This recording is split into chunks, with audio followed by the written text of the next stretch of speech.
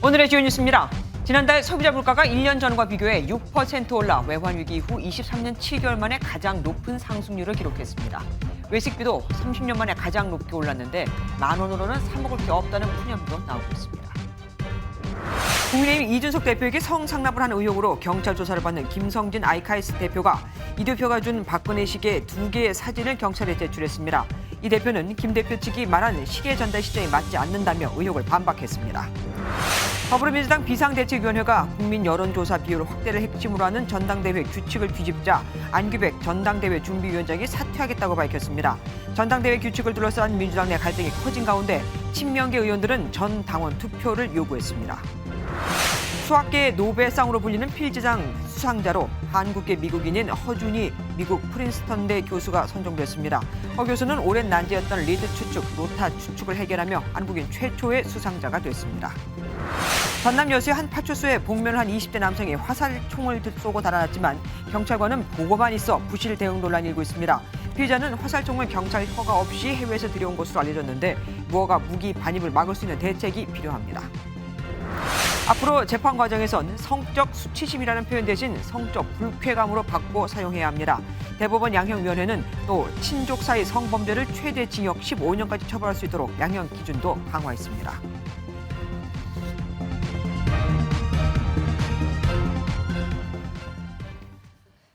설마 했는데 지난달 소비자 물가 상승률이 진짜로 6%를 기록했습니다. 1998년 외환 위기 사태 이후 23년 7개월 만에 가장 높은 상승률입니다. 게다가 물가 상승의 가속도까지 붙었습니다. 6개월 동안 2% 물가를 유지하다가 3월과 4월에 4%대, 5월에 5%대 진입했는데 한 달 만에 6%도 껑충 뛰었거든요. 전기와 가스 요금 인상이 시작된 이달에는 더 올라서 7% 상승 가능성도 제기됩니다. 품목별로는 석유류가 1년 전보다 40% 가까이 뛰었고 주춤하던 농축수산물마저 다시 움직이면서 불안을 자극하고 있죠. 외식비 물가는 1년 전보다 8%나 상승했는데 30년 만에 최고 상승률입니다. 서민 메뉴인 김밥부터 고시생들이 저렴한 맛에 찾던 컵밥까지 안 오른 게 없다 보니 이젠 만 원으로는 먹을 게 없다는 소리가 절로 나옵니다. 하지만 식당 주인들은 올려도 남는 게 없다고 하죠. 도대체 누굴 위한 가격 상승일까요? 배진우 기자가 현장 취재했습니다. 서울 명동의 식당가. 점심시간을 맞아 식사를 하러 나온 직장인들로 붐빕니다. 물가 상승으로 칼국수와 만두가 만 원이 넘는 등 점심값이 부쩍 올라 런치플레이션이란 신조어가 나올 정도입니다. 점심값이 부담스러워 구내 식당을 찾는 직장인도 늘었습니다. 요즘 점심 같은 경우에는 만 원으로도 약간 해결할 수 없는 가격이 많아서요. 좀 부담스러운 거는 사실입니다. 평소에는 구내식당을 보통 이용을 하고요.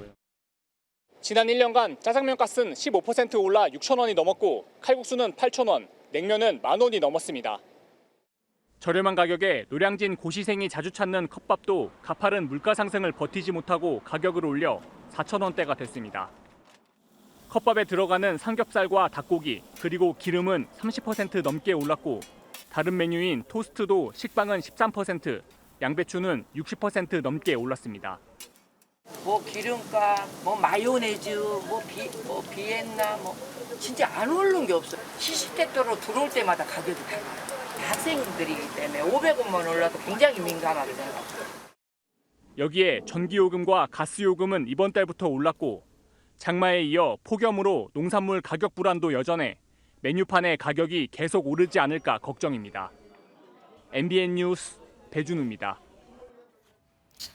치솟는 물가에 윤석열 대통령은 매주 비상경제회의를 열고 고물가 현장 점검에 나서기로 했습니다.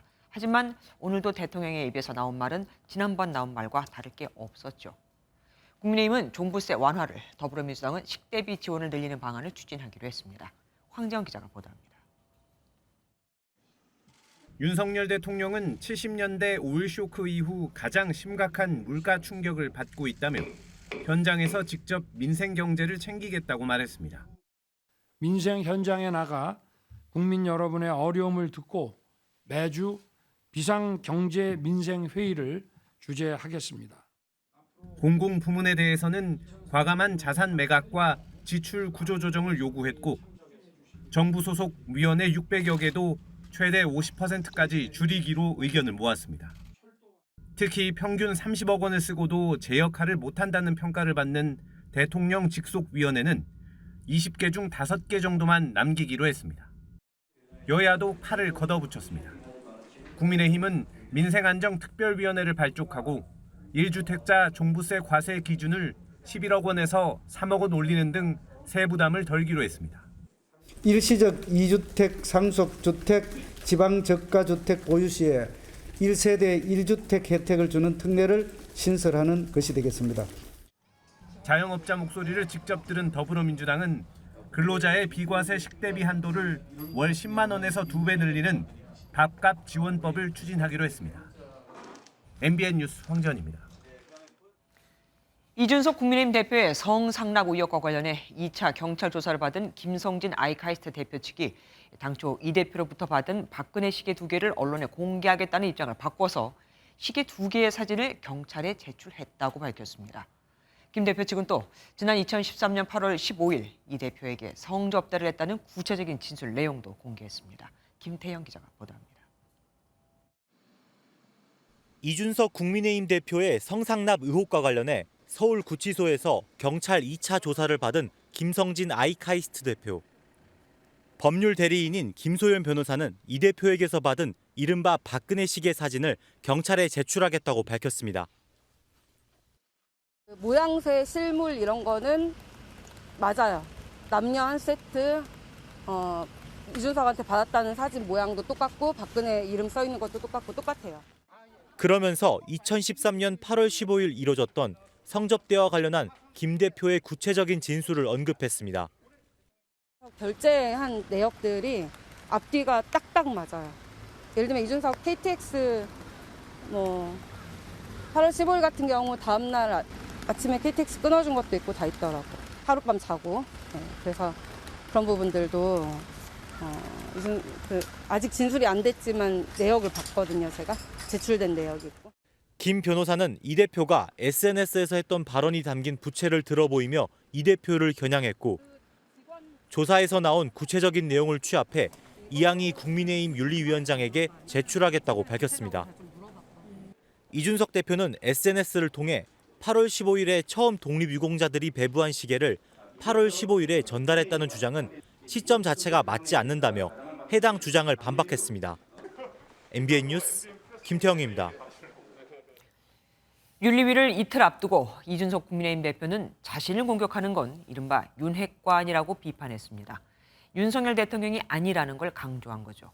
또한 윤리위에 직접 출석해 소명하겠다며 정면 대응 의사도 보였는데 윤리위원장은 이 대표가 영입한 인물이죠.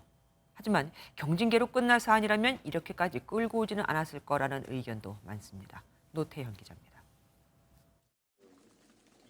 윤리위 심의를 이틀 앞둔 이준석 국민의힘 대표는 자신에 대한 공격 주체로 이른바 윤핵관을 지목했습니다. 징계 절차가 시작된 이후에 혁신위에 대한 공격도 그렇고 우크라이나 간 것도 공격이 들어오고 소위 윤핵관이라고 하는 세력 쪽에서 들어오는 게 명백하지 않습니까? 윤리위 뒤에 윤핵관이 있는지 여부는 확인되지 않았지만 윤석열 대통령이 당무에 개입한 징후는 없다며 선을 그었습니다. 이 대표는 윤리위에 출석해 직접 소명하겠다며 전국 혼란을 막기 위해서라도 최대한 빨리 결론이 나야 한다고 주장했습니다.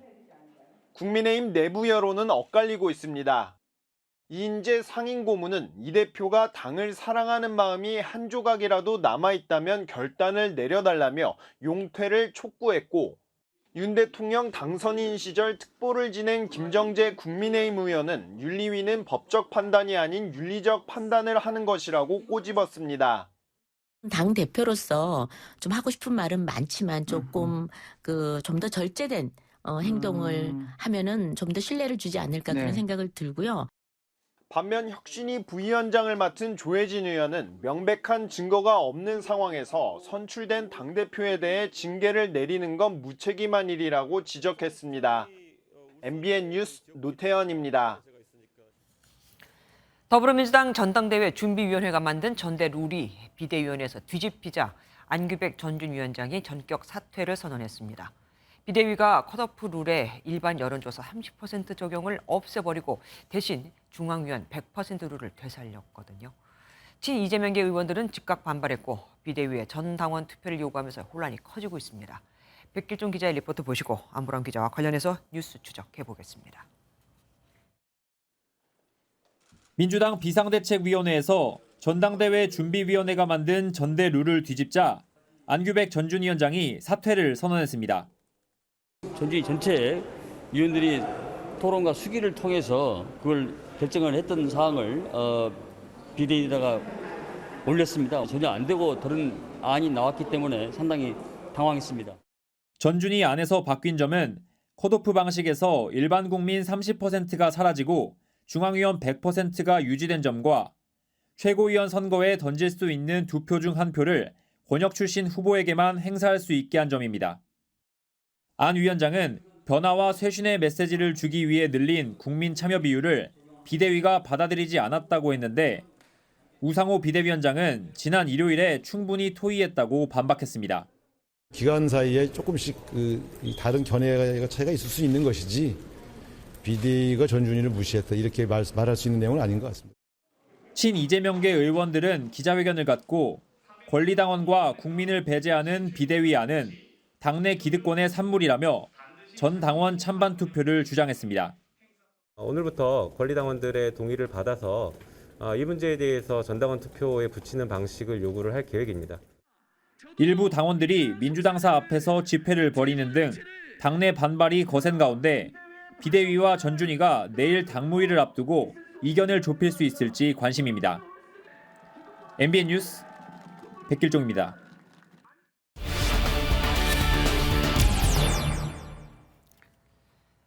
더불어민주당 당대표를 뽑는 전당대회 경선 룰이 바뀌면서 민주당이 혼란 속에 빠져들고 있습니다. 국회팀 안보람 야당 반장과 조금 더 깊이 얘기 나눠보겠습니다. 어서 오십시오. 앞서 리포트에서 바뀐 룰에 대해서 간단하게 설명을 드리긴 했었는데 가장 논쟁이 되는 부분이 어떤 겁니까? 네, 예비 경선, 그러니까 컷오프 때 국민 여론조사를 반영할지입니다. 민주당 전당대회 준비위원회는 국민 여론조사 30%를 반영하기로 했는데 비대위는 이걸 없던 일로 했습니다. 현행대로 중앙위원회 100% 표결로 결정하겠다는 겁니다. 중앙위원회라는 게 뭔데 이렇게 예민한 겁니까?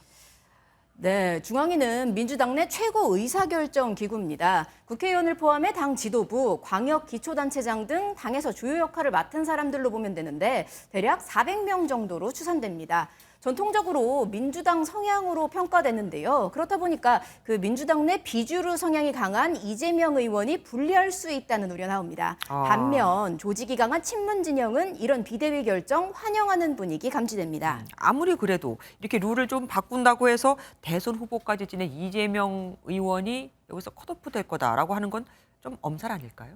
그렇습니다. 진짜 컷오프 될 가능성 크지 않다는 게 대체적인 그렇죠. 분위기입니다. 예.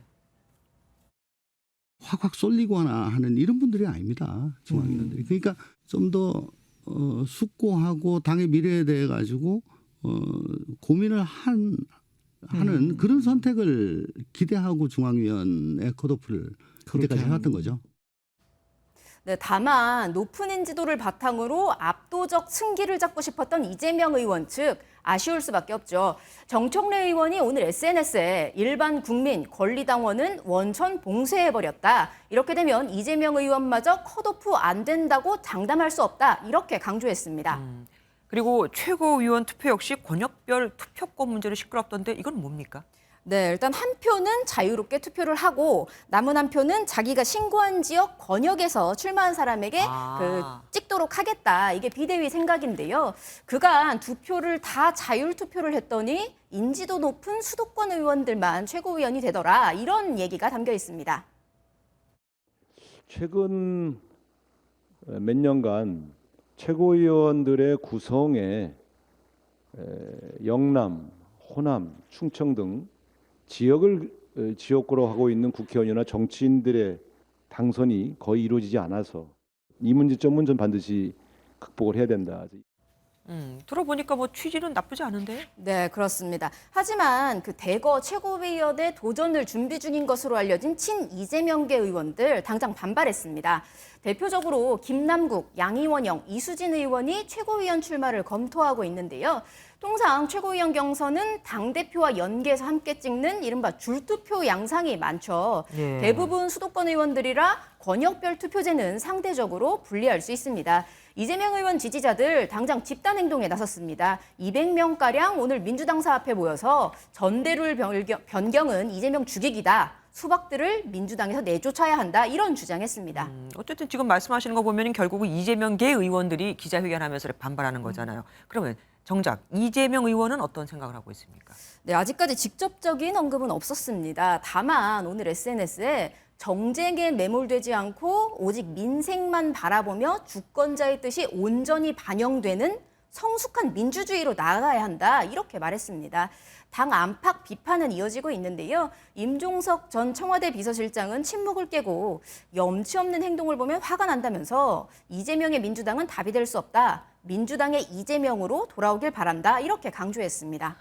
분위기가 이 정도 되면은 민주당 비대위 당연히 고민을 할 수밖에 없습니다.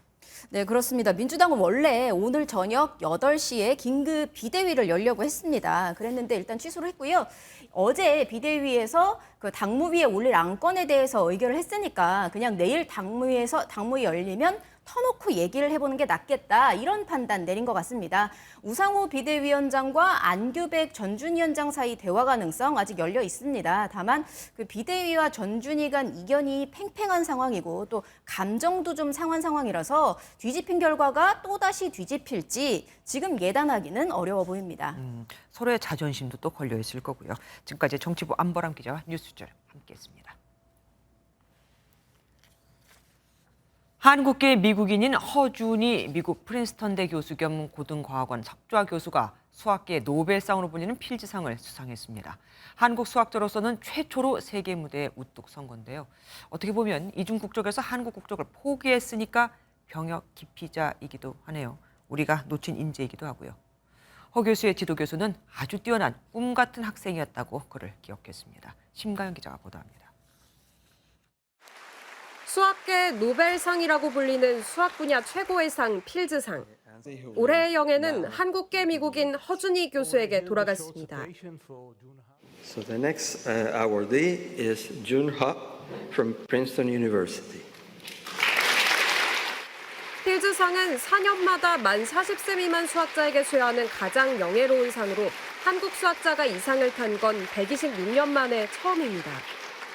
허 교수의 국적은 미국이지만 초등학교부터 대학 학부와 석사까지 모두 한국에서 마친 국내파입니다.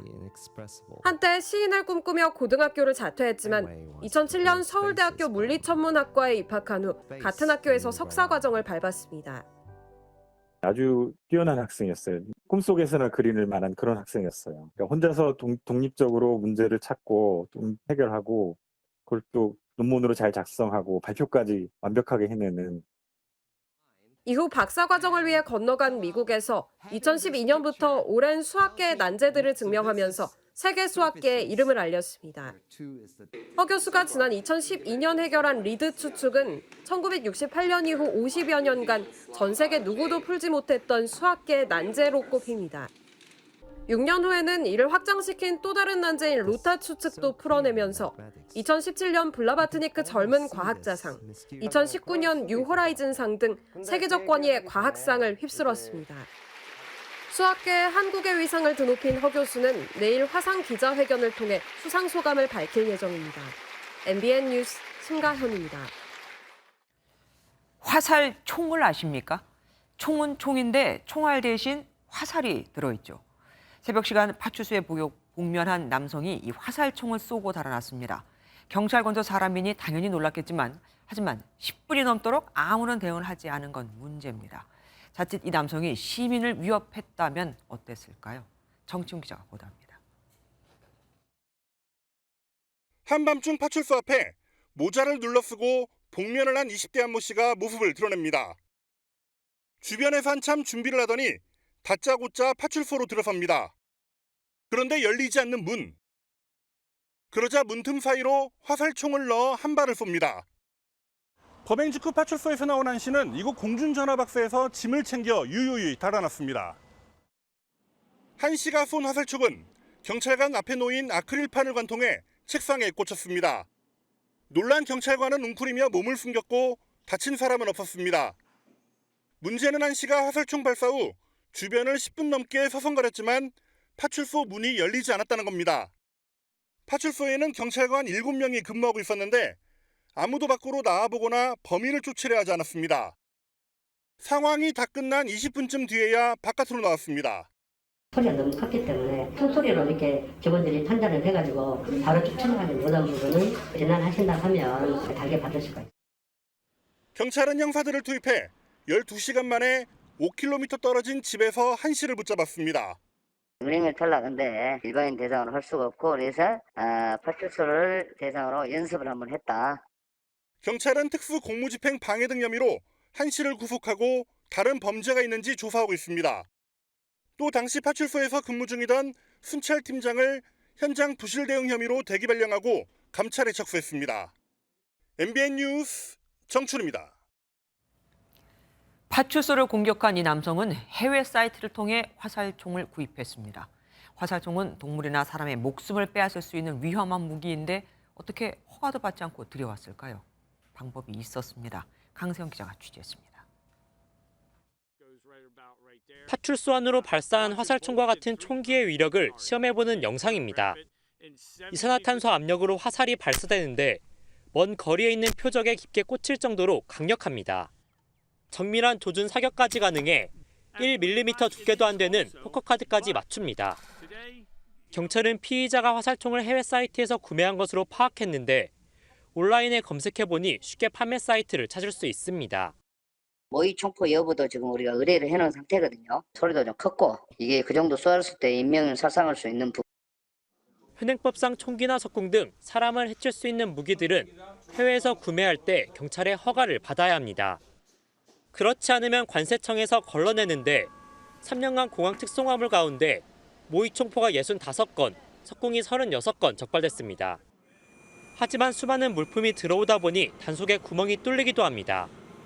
특히 총기를 부품별로 분리해서 따로 배송받으면 적발이 쉽지 않습니다. 지난 2년간 불법 총기 자진 신고 건수는 약 1,100여 건.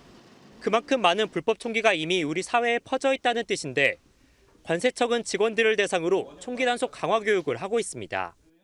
총포 부품도 해체가 들어오게 되면은 다른 부품으로 착각할 수도 있고 석궁도 또 국궁으로 착각해서 통관시켜줘. 전문가로부터 어떤 교육이랄까 지식을 많이 좀 습득해야 돼. 한번 유통되면 적발이 어렵고 언제 어떻게 흉기로 돌변할지 모르는 불법 총기가 아예 국내에 발을 붙이지 못하게 단속을 강화해야 한다는 목소리가 커지고 있습니다. MBN 뉴스 강세현입니다. 경북 안동시청에서 40대 남성이 흉기를 휘둘러 50대 여성 공무원이 숨졌습니다. 이 남성 역시 시청 공무원이었는데 이 여성을 주차장까지 따라가 범행을 저질렀습니다. 심우영 기자가 보도합니다. 한 공무원이 다급하게 전화를 걸며 주변에 도움을 요청합니다. 곧바로 남성 2명이 나타나지만 뭔가를 보고 놀란 듯 가방으로 몸을 가리며 뒷걸음질 칩니다. 잠시 후 공무원들이 내려와 우왕좌왕하고 신고를 받고 출동한 경찰과 구급대원이 들것을 옮깁니다. 오늘 오전 8시 56분쯤 경북 안동시청 주차타워에서 50대 여성 공무원이 흉기에 찔렸습니다. 남성 공무원은 피해 여성이 주차를 하고 입구를 빠져나가는 순간 이곳에서 갑자기 흉기를 휘둘렀습니다. 여성은 병원으로 옮겨졌지만 숨졌는데 범인은 40대 남성 공무원이었습니다. 휴직 상태에서 범행을 저지른 뒤 자수했습니다.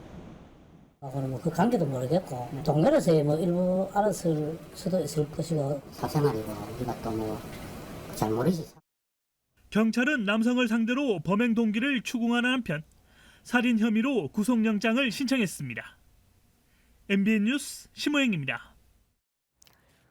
성범죄 관련 재판에서 유죄의 근거가 되는 성적 수치심이라는 단어 많이 들어보셨죠? 그런데 사실 이 단어는 피해자가 아닌 가해자에게 더 잘 어울립니다. 넌 이 집안의 수치다, 이런 식으로 말이죠.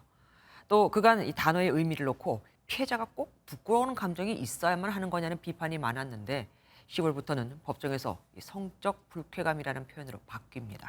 친족 간 성범죄는 엄벌하기로 했습니다. 새로 바뀌는 성범죄 처벌 기준 정태훈 기자가 보도합니다. 지난 2018년 한 남성이 버스에서 레깅스 차림을 한 여성의 뒷모습을 몰래 촬영한 혐의로 재판에 넘겨졌습니다. 대법원에서 유죄 취지의 판결을 내리며 결국 벌금형이 확정됐지만 앞서 1, 2심에서는 성적 수치심의 정도를 놓고 해석의 차이를 보이며 판단이 엇갈리기도 했습니다. 그런데 앞으로는 이 성적 수치심이라는 표현이 법정에서 사라집니다. 대법원 양형위원회가 새롭게 수정한 성범죄 양형 기준을 통해 성적 수치심을 성적 불쾌감으로 바꾸기로 했습니다. 수치심이란 표현이 피해자가 부끄럽고 창피한 마음을 가져야만 한다는 인식을 줄 수 있고 피해자의 실제 피해 감정을 고려해야 한다는 취지입니다. 양형위는 또 친족관계나 주거침입에 의한 성폭행에 대해 최대 징역 15년까지 형량을 권고할 수 있게 했습니다. 여기에 주거침입 성폭행의 경우 형량 감경 요인이 없다면 집행유예 없이 실형만을 선고하도록 처벌 기준을 강화했습니다. 새로 바뀐 성범죄 처벌 기준은 오는 10월 1일 이후 재판에 넘겨진 사건부터 적용됩니다. MBN 뉴스 정태용입니다.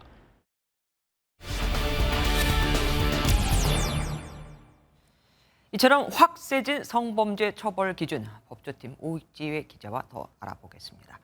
오 기자, 네. 바뀐 내용 중 가장 눈에 띄는 게 성적 수치심이 성적 불쾌감으로 바뀐 겁니다. 사실 이 단어에 대해서 불만 여론이 참 많았죠. 네, 맞습니다. 적잖은 성범죄 피해자들 그동안 용기 내서 신고를 하러 갔다가 너 왜 이렇게 당당하냐 이런 시선을 견뎌야 했고 또 수사기관에 가면 얼마나 부끄러웠는지 이걸 답해야 했습니다. 또 법원에는 처벌 기준에 수치심이 있었기 때문인데 이렇게 피해자다움을 강조한 정조관념이 피해자가 느끼는 분노, 무기력, 모욕 등 다양한 감정을 반영하지 못한다는 지적이 많아 포괄적인 표현, 성적 불쾌감으로 바뀐 겁니다.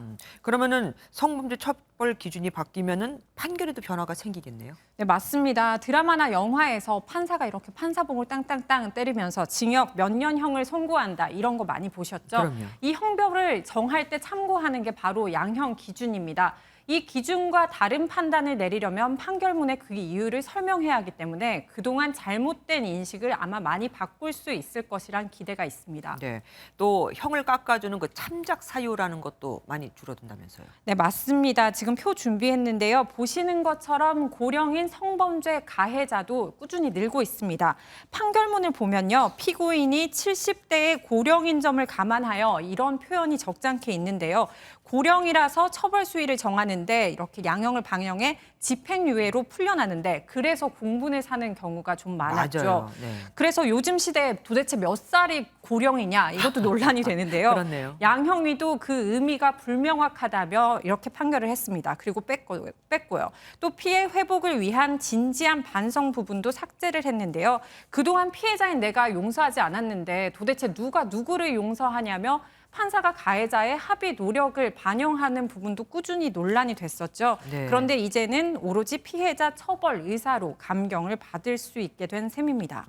하지만 어쩔 수 없이 선처를 부탁해야 되는 경우도 있습니다. 뭐 친족 같은 경우 말이죠. 네, 맞습니다. 법무부 자료도 준비했는데요. 친족 간 성범죄 수도 꾸준히 늘고 있습니다.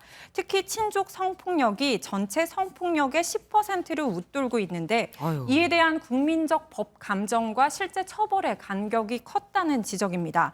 그동안 판례를 보면요. 술에 취해 잠든 친딸을 수차례나 성폭행한 아버지, 또 상습적으로 손녀를 성추행한 할아버지에게 각각 최소 징역 3년과 1년 6개월, 최대 9년과 7년형이 내려졌는데요. 네. 이제 죄질이 나쁘면 최대 15년까지 선고가 가능합니다. 또 주거를 침입해 강제 추행한 경우에는 원칙적으로 집행유예 없이 이젠 실형만 선고해야 합니다. 네. 군대 내 성범죄, 공군 중사 고 이해람 사건 같은 억울한 일도 있었습니다. 네. 이렇게 이른바 군기가 센 곳에서 발생하는 성범죄 처벌은 어떻게 됩니까? 네, 그동안 양형 기준은 계급과 서열에 따라 지휘 관계에 있는 자만 이렇게 범행에 취약한 자로 판단을 했는데요. 네. 군대 내에서 군대 등 또 지휘 관계에서 지휘 감독 관계로 적용 대상이 넓혀졌습니다. 네. 또 의미 있는 게 2차 가해 부분인데요. 성범죄 가해자가 합의를 시도하면서도 피해자에게 압력을 행사하거나 또 불이익을 주고 모욕적 발언, 집단 따돌림을 한 경우에도 처벌이 강화됩니다. 고 이해람 중사 사건 같은 경우는 지금 검찰이 들여다보고 있잖아요. 네네. 그럼 이해람 사건 또 최근에 논란이 된 그 포스코 사내 성폭력 사건 이런 것에도 이게 적용이 될까요? 네, 당장 바뀐 양형 기준은 당장 적용되지는 않습니다. 오는 10월 1일부터 재판에 넘겨진 사건에만 이게 적용이 되는데요. 그래서 두 수사 상황은 좀 더 지켜봐야 할 것 같습니다. 그러면은 이미 재판이 시작됐어도 10월 이후에 2심 재판이 열리거나 3심이 열리면 그때는 적용될 수 있습니까? 그것도 마찬가지로 해당이 안 되는데요. 그 재판에 추가 혐의가 기소돼야 해당이 됩니다. 이게 안타까운 분들도 꽤 많겠네요. 지금까지 오지혜 기자와 함께했습니다. 고맙습니다. 연일 강력한 폭염이 이어지면서 식중독에 대한 우려가 커지고 있습니다. 얼마 전 김해의 한 식당에서 냉면을 먹고 숨진 남성도 이 식중독이었죠. 식중독균이 제일 좋아하는 조건이 온도 35도, 습도 80%입니다. 지금 우리 장마철과 딱 들어맞죠. 음식과 온도, 세균과의 관계, 조유로 기자가 실험해봤습니다. 여름이면 찾아오는 불청객, 바로 식중독이죠. 특히 날씨가 덥고 습해지면서 우려도 더 커지고 있는데요. 관리는 잘 되고 있는지 직접 한번 확인해 보겠습니다. 서울의 한 전통시장 곳곳에 음식이 한가득입니다. 위생에 주의를 기울이고 있지만 후덥지근한 날씨에도 김밥과 김치전, 순대 등 음식들이 그대로 쌓여 있습니다. 계란이나 햄 이런 거 들어가서 그러지 이거는 딱 한국 단무지 깻잎이잖아.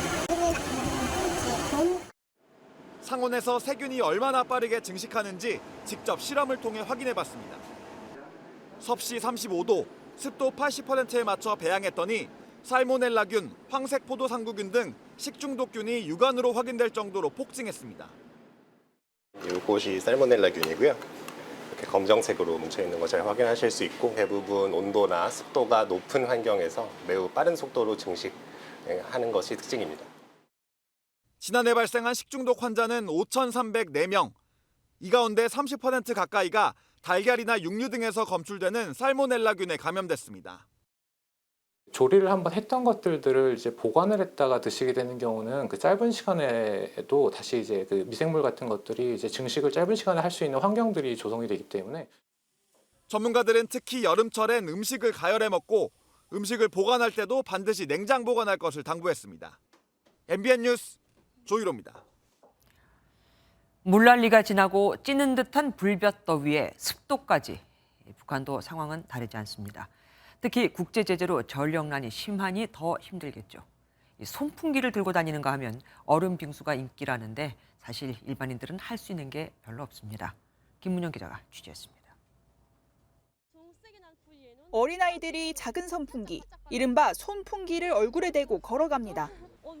여성들은 양산을 쓰고 거리를 활보하고 시내 곳곳에선 얼음 빙수가 인기입니다. 밖에 나온 지 한 10분밖에 안 되었습니다. 그런데 이거 더러워가 막 달아올라서 그런지 몸도 따갑고 빨리 손으로 한 데 가고픈 마음뿐입니다. 물난리 이후 북한의 대부분 지역은 나흘째 기온이 30도 이상의 고온 현상을 보이고 있습니다. 북한 매체는 평양시 습도는 79%까지 치솟았다고 보도했습니다. 열사병 우려가 커지자 병원에서의 링겔 주사부터 수세미 오이꽃을 사용한 한방치료, 즉 북한식 고려치료법도 소개됐습니다. 고려치료로서는 인중, 내간, 합곡혈을 자극시켜줄 수 있습니다. 또한 그 록두 60g과 수세미 오이꽃 60개를 물에 함께 달여서 먹일 수 있습니다. 전력난에 북한 주민들은 더위에 더 취약한 상황. 기본적으로 냉장고, 선풍기, 에어컨이 전기 공급이 돼야 되거든요. 근데 수도권 평양도 하루에 4-5시간 제한 송전이고 심지어 엘리베이터도 시간제로 운영할 정도이기 때문에 북한의 폭염 보도에서는 과거 개성공단 근로자 통근용으로 우리 측이 제공한 버스가 등장했는데 한반도기와 현대차 로고를 지우고 사용하고 있는 정황이 포착돼 눈길을 끌었습니다. MBN 뉴스 김문영입니다. 윤석열 대통령이 청문회 없이 임명된 박순애 교육부 장관에게 임명장을 수여하며 야당과 언론의 공격을 받느라 고생했다고 위로했습니다. 인사부실 논란에 정면 돌파 의지를 보인 셈인데 민주당은 후보자 잘못은 없고 언론 탓이냐며 민심을 무시하는 오만과 독선이라고 비판했죠. 또 인사에 대해 전 정권보다 낫다고 한 말에 대해선 다른 당도 아닌 여당 대변인이 민주당처럼 하지 말라고 뽑아준 게 아니다라며 일갈했습니다. 원주희 기자입니다. 윤석열 대통령이 박순애 부총리 겸 교육부 장관에게 임명장을 수여합니다. 음주운전 논란에도 청문회 없이 임명된 박 장관의 표정은 어두웠지만 윤 대통령은 언론과 야당의 공격이라고 표현했습니다. 임명이 늦어져가지고 언론에 또 야당의 공격받느라 고생 많이 했습니다. 소식과 잘 하십시오. 윤 대통령은 앞서 출근길에서도 인사검증에 실패했다는 지적에 대해 전 정권보다 낫다며 목소리를 높였습니다. 일부 논란과는 별개로 후보자들의 자질에는 문제가 없다는 겁니다. 다른 정권 때하고 한번 비교를 해보세요. 사람들의 가질이나 이런 거. 인사 실패를 인정하지 않으려는 모습에 민주당은 부실검증이 부른 인사 대참사라고 비판했습니다. 연이은 검증 실패의 책임을 무겁게 인정하고 인사권자로서 결자 해지하지는 못할 망정 민심을 완전히 무시하는 오만과 독선의 개탄을 금하지 않을 수 없습니다. 대통령실은 인사 관련 비판과 지적을 잘 듣고 있다고 밝혔지만 인사 검증 시스템을 전면적으로 손봐야 한다는 목소리가 높아지고 있습니다. MBN 뉴스 원중입니다.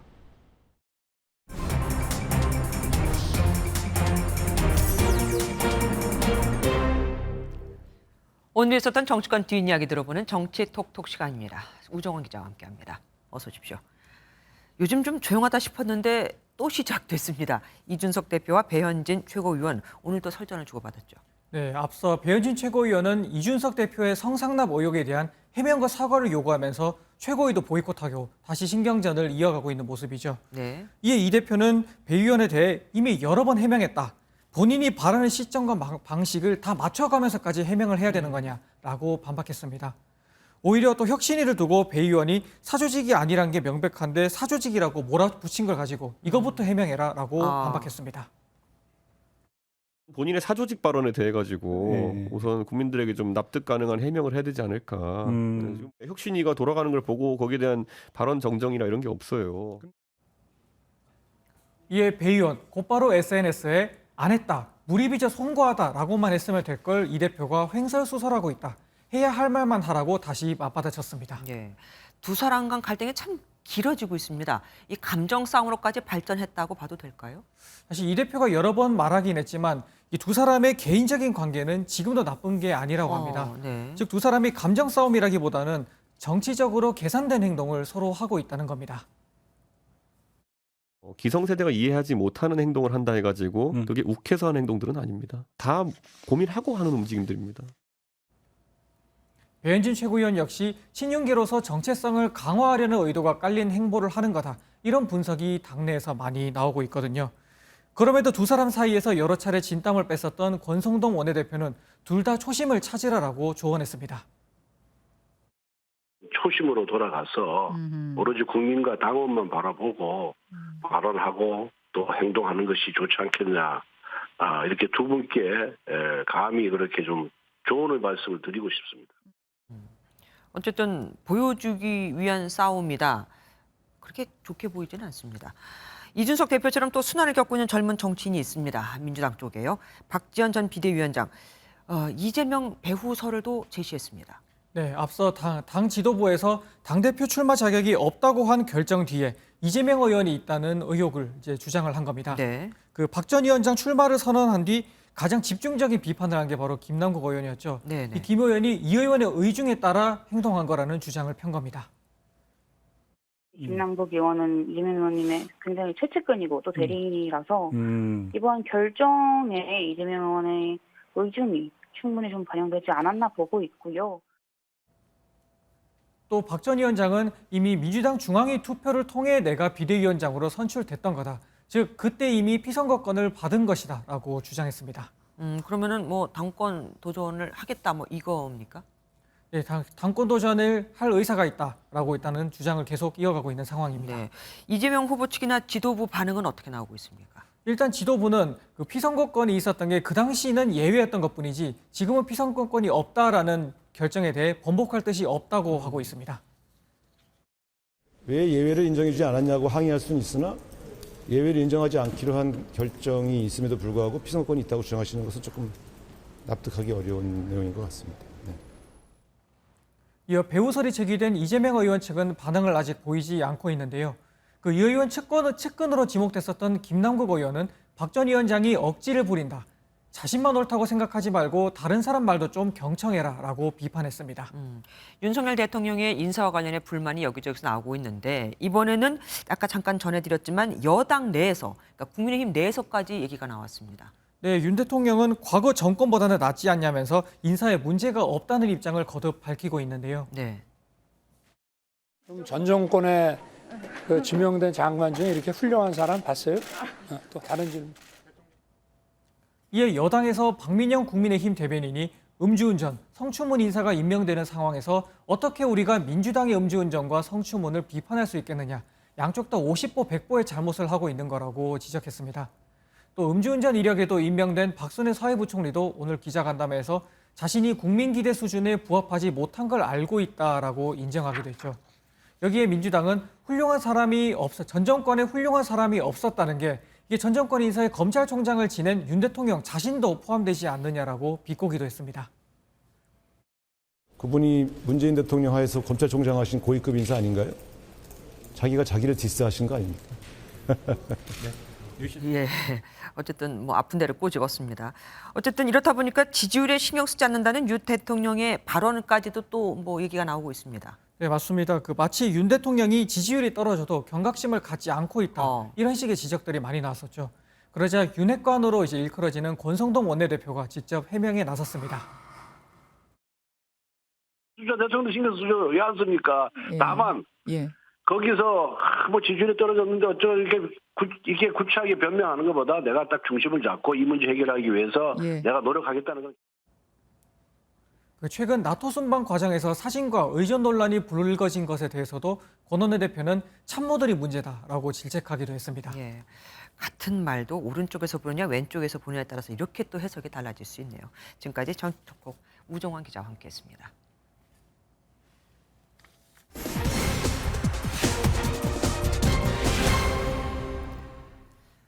14살 미만은 범죄를 저질러도 처벌을 받지 않는 이른바 촉법소년입니다. 한동훈 법무부 장관도 촉법소년의 범죄가 점점 흉포화된다면서 나이를 내리겠다고 했었는데 실제로 촉법소년의 흉악범죄가 많이 늘었을까요? 홍주 기자가 지난 10년간의 통계를 분석해보았습니다. 만 10세 이상 14세 미만 청소년들을 촉법소년이라고 부릅니다. 촉법소년은 범죄를 저지르면 처벌 대신 보호관찰을 받거나 최대 2년까지 소년원에 수감되는 보호처분을 받습니다. 최근 촉법소년들의 범죄가 늘고 흉악해지고 있어서 14세 미만이라는 촉법소년 기준을 낮춰야 한다는 목소리도 나오죠. 법무부 역시 나이 하향을 추진하고 있습니다. 실제로 이들의 범죄가 늘어났을까요? 경찰 조사를 거쳐 법원으로 넘겨진 촉법소년들을 보면 2012년에는 13,000명 정도고 2016년까지 감소세를 보이다 2017년부터 다시 늘어 지난해에는 10,000명을 넘겼습니다. 범죄 자체가 10년 전보다 늘지는 않은 겁니다. 흉악범죄로 범위를 좁혀봐도 비슷한 결론이 나옵니다. 살인은 2020년, 강간과 추행은 2018년, 강도와 폭력범은 2012년이 가장 많았습니다. 비교적 무거운 범죄를 저질러 소년원에 들어간 소년들도 증가 추세를 보이진 않았는데요. 지난 5년 사이 2019년이 59명으로 가장 많았고 지난해에는 27명으로 가장 적었습니다. 법원이 혐의를 인정해 보호 처분을 내린 촉법소년들의 기록도 살펴봤습니다. 10년 전인 2012년에 5,000명이 넘는 소년들이 처분을 받아 가장 많았고 이후 3,000명대 정도를 유지하다 지난해에 4,000명을 다시 넘겼습니다. 이런 통계들을 종합해보면 촉법소년들의 흉악범죄가 최근 들어 급증했다는 주장은 대체로 사실이 아니라고 볼 수 있습니다. 법무부 역시 촉법소년 나이 하향에 대한 검토는 범죄 예방 효과나 국민들의 법감정 등을 종합적으로 고려했지 범죄가 늘어났기 때문만은 아니라고 밝혔습니다. 사실 확인 홍지호입니다.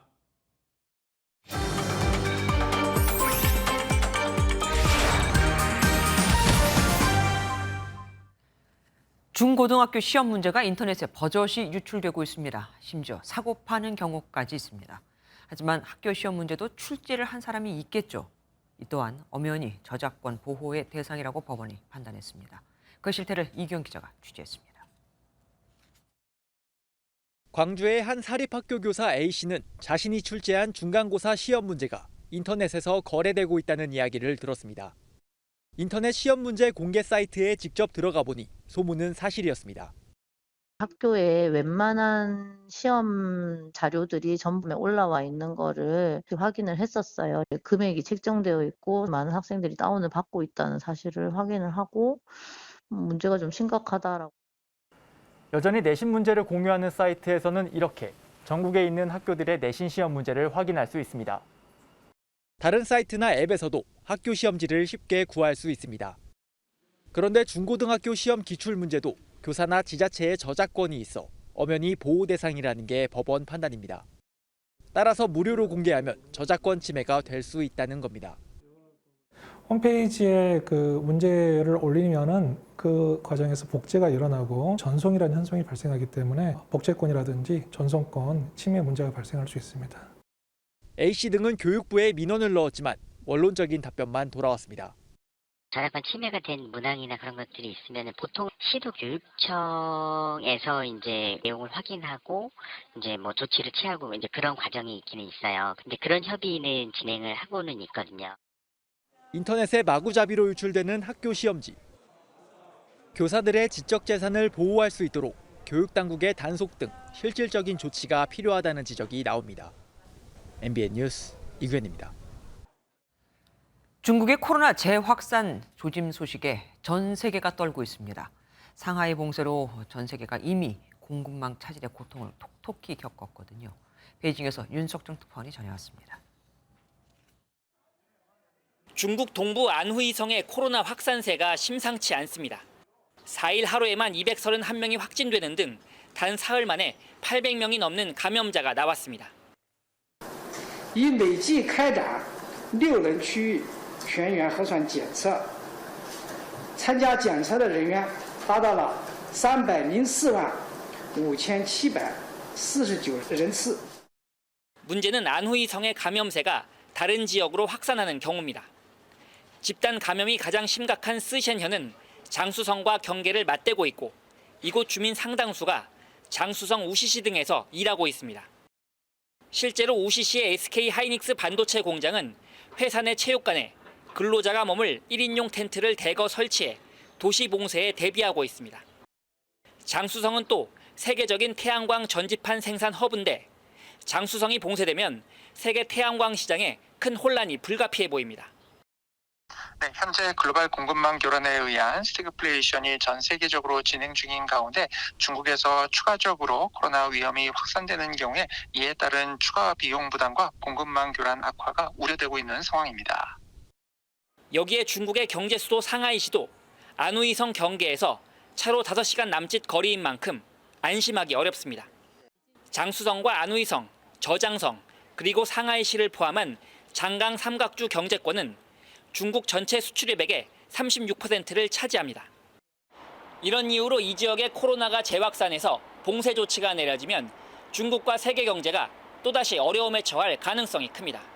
베이징에서 MBN 뉴스 윤석정입니다.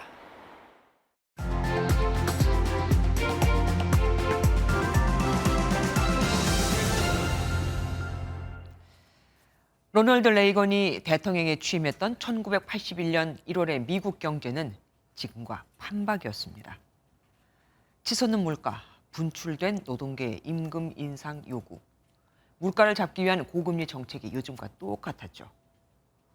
레이건 대통령은 취임 7개월 뒤에 임금 인상 등을 요구하며 불법 파업을 벌인 항공관제사 노조원 12,000명 중 무려 11,300명을 해고했습니다. 기업이 인건비 인상 요구를 받아들이면 고용을 줄일 수밖에 없어 경기 침체가 가속화된다는 경제학자들의 논리를 수용한 거죠. 최근 전기차 기업 테슬라는 6천여 명의 해고를 예고했고 중국 텐센트는 이미 상반기에 15%의 인력을 감축했습니다. 지난해 전 직원의 연봉을 1,200만 원씩이나 올려줬던 국내 한 게임 업체는 지난달엔 직원 105명 전체 사람들에게 권고 사직을 통보했습니다. 경기 침체 때문입니다. 그런데 노동계 파업은 본물 터지듯 이어지고 있죠. 노동계의 주장도 일리가 있습니다. 치솟는 물가 때문에 실질 임금은 하락하고 윤석열 정부가 친기업적 행보를 보인다 이거죠. 정부가 지난달 공개한 새 정부 경제정책 방향에서 근로시간 유연화와 임금체계 개편, 중대재해처벌법 완화 시사는 노동계의 반발을 불러일으키기에 충분했습니다. 혹시 레드퀸 효과 들어보셨습니까? 루이스 캐럴의 소설 거울나라의 앨리스 속 얘기를 진화론적인 입장에서 정의한 건데 우리가 사는 환경은 끊임없이 진화하기 때문에 생존하기 위해선 최소한 이 환경과 같은 속도로 진화해야 한다는 주장입니다. 이 레드퀸 효과가 우리 사회에 주는 메시지는 명료합니다. 세계를 덮친 경제 위기 속에 한국이 생존하기 위해선 노동자, 기업, 정부가 같은 속도로 진화를 해야 합니다. 어느 한쪽이라도 그 속도를 맞추지 못한다면 살아남지 못할 것이고 그렇게 되면 살아남은 쪽 또한 생존하지 못하게 될 게 뻔하니까요.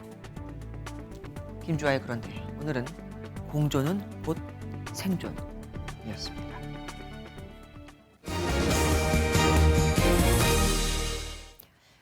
취업난이 심각하다고 하지만 일할 사람이 없어서 난리인 곳이 한두 군데가 아닙니다.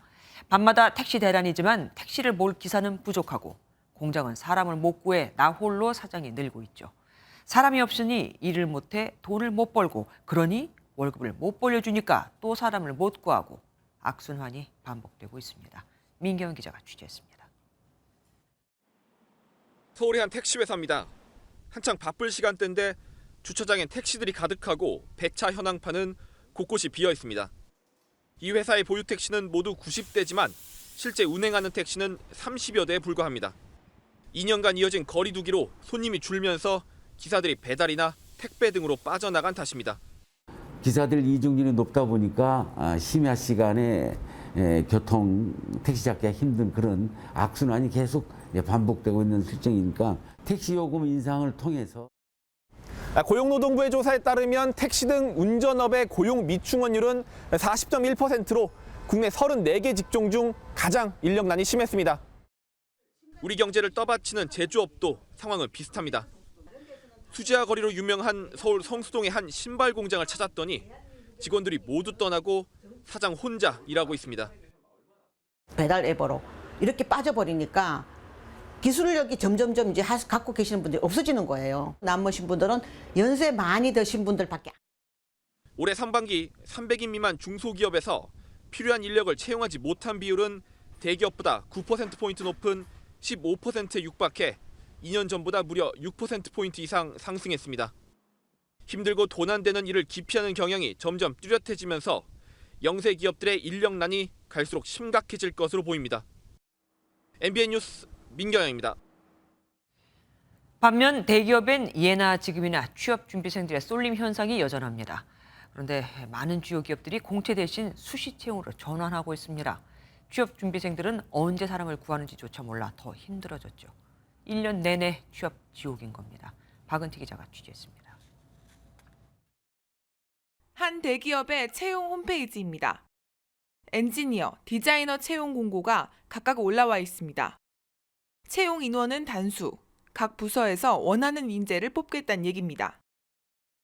맞춤형 인재를 뽑겠다는 수시 채용으로 학생들이 준비할 것들은 더 많아졌습니다.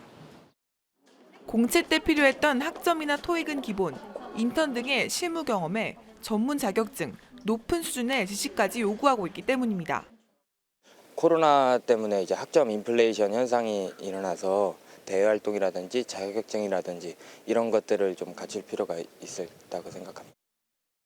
대규모 채용이 아니다 보니 경쟁은 더 치열해졌고 수시로 뽑는 만큼 자칫 기회를 놓칠까 불안해하기도 합니다. 수시 채용은 아무래도 그게 기간이 아예 완전히 정해져 있는 게 아니다 보니까 뭔가 기회가 딱 왔을 때 준비가 좀 더 되어야겠다는 그런 생각은 조금 있어요. 기업들도 아직까진 큰 효과를 보진 못하고 있습니다. 딱히 더 오래 일하는 경향을 보이지도 않고 부서 맞춤형으로 뽑다 보니 인력 재배치에도 어려움이 있다는 설명입니다. 돈이나라든지 뭐 복지라든지 그런 것들에 대한 부분도 있기 때문에 그런 건 없어요. 삼성을 제외한 주요 기업들을 중심으로 이미 대세가 된 수시 채용 제도. 목적한 바를 이루고 있는지 재검토가 필요해 보입니다. MBN 뉴스 박은지입니다. 스포츠 뉴스입니다. 군대에서 그리고 조기축구회에서 공을 차던 한 축구 선수가 최근 1부 리그 제주에 입단해 화제를 모으고 있는데요. 지난 주말에 마침내 프로 데뷔골까지 기록한 김범수 선수입니다. 꿈만 같다는 김범수 선수를 구경호 기자가 화상으로 만났습니다. 필사적인 움직임 속에 데뷔골을 터뜨리고는 복받치는 감정을 누르고 평소 하고 싶었던 배트맨 세리머니까지 하는 제주 김범수. 현실로 안 느껴지고 자꾸 꿈만 꾸는 그런 생각 드는 것 같고요. 이게 시감이 잘 안 나네요. 네. 고교 졸업 후 갈 곳이 없어 입대를 선택. 장갑차를 몰던 김범수는 전역 후 7부 리그에서 5부, 조기축구회 4부를 거쳐 1부 리그까지 흔치 않은 단계를 밟아왔기에 이번 첫 골이 더욱 남달랐습니다. 식당에서 일하셔가지고 몰랐는데 골 넣고 나서 이제 전화해보니까 엄청 막 소리 지르면서 막 우시더라고요. 울지 말라고, 뭐 이제 시작이라고 그러면서 다독여주면서 어떤 난관에도 포기하지 않은 자신을 보라며 제2, 제3의 김범수가 나오길 기대했습니다. 자신감도 잃고 기죽는 사람이 진짜 많더라고요. 그래가지고 저는 그렇게 생각하지 않았으면 좋겠고 더 높이 올라갈 수 있다는 생각을 가졌으면 좋겠고 약점인 체력을 보강하고 K리그에서 가장 빠른 사나이가 되고 싶다는 김범수의 목표는 소박했습니다. 제가 여기 들어오고 나서 지금 승리가 없긴 한데 다음 경기를 꼭 승리하고 싶다는 생각밖에 안 들어가지고. MBN 뉴스 구경호입니다. 잔디 위에서 손에 땀을 쥐게 하는 속도 경쟁이 펼쳐집니다. 영국에서 열린 잔디 깎기 레이싱 대회의 한 장면인데요. 안전상의 이유로 잔디 깎는 칼날은 제거됐다고 하는데 F1 못지않은 속도감이 느껴집니다. 오늘의 핫클립입니다.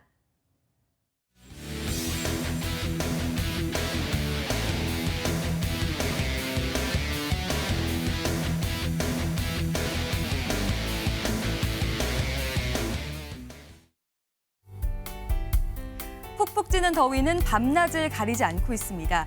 여전히 전국에 폭염특보가 발효 중인 가운데 당장 오늘 밤에도 서울이 26도에 머물면서 열대야 현상이 이어지겠고요. 내일 한낮 기온은 32도로 오늘만큼이나 무덥겠습니다. 무엇보다 습도가 높습니다. 체감하는 더위는 이보다 더하겠습니다. 오늘 곳곳으로는 강한 소나기가 지나면서 호우특보가 발효되기도 했습니다.